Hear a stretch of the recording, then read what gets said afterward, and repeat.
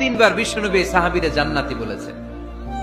3 দিন টানা 3 দিন লক্ষ্য করার পরে সাইয়েদনা আব্দুল্লাহ ইবনে আমর ইবনে আল-আস এই সাহাবীর মধ্যে তেমন বিশেষ কোনো নেক আমল, গোপন আমল আর দেখতে পায় নাই। 3 দিন যখন শেষ, যাওয়ার পথে বলে, ভাই আসলে আমার আব্বার সাথে আমার তেমন কোনো ঝগড়া টগড়া হয় নাই, ঝগড়া টগড়া কিছু না, আমি বিশেষ একটা কারণে এসেছি। বিশ্বনবী তোমাকে জান্নাতি বলে ঘোষণা করেছে, আমি দেখার জন্য এসেছি যে তুমি কি আমল করো।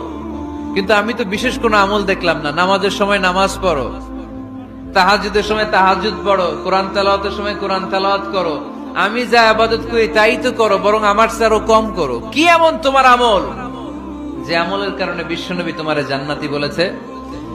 সাহাবীটাকে বলে, আব্দুল্লাহ, আমার জীবনে বিশেষ কোনো আমল নাই, এমন কোন আমল আমি আমার জীবনে করি নাই যে আমলের কারণে বিশ্বনবী আমারে জান্নাতি বলে ঘোষণা দিতে পারে। তবে হ্যাঁ, এমন একটি আমল আছে, প্রতি রাতে ওই আমলটা করে আমি বিছানায় ঘুমাতে যাই। প্রতি রাতে এশার নামাজের পরে আমি যখন আমার বিছানায় ঘুমাতে যাই, আমি আমার অন্তরে কারো ব্যাপারে কোনো ঘৃণা, কোনো ক্ষোভ আমার অন্তরে পুষে রাখি না। সুবহানাল্লাহ পড়েন। কোনো ক্ষোভ, কোনো ঘৃণা, কোনো হিংসা, কারো ব্যাপারে অহংকার, জেলাসি, এগুলো অন্তরে নিয়ে আমি ঘুমাই না। আমি যখন ঘুমাতে যাই, আমি সবাইরে ক্ষমা করে দিয়ে, মাফ করে দিয়ে ঘুমাতে চলে যাই।